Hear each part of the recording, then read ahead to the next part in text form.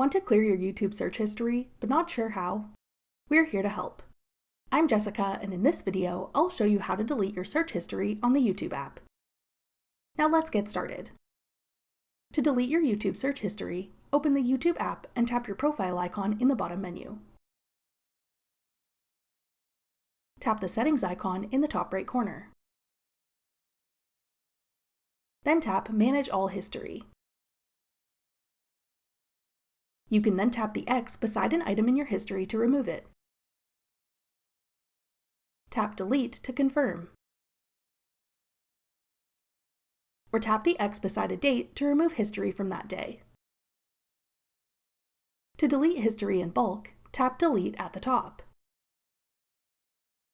Then choose to delete history from today, from a custom date range, or tap Delete All Time to clear all your YouTube search and watch history on your account. Tap Delete at the bottom to confirm. That's all it takes to delete your search history on YouTube. For more helpful YouTube tips and tricks, check out our full playlist of YouTube tutorials.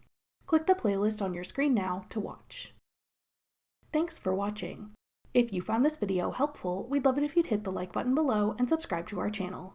We put out great new tech tutorials like this one every day.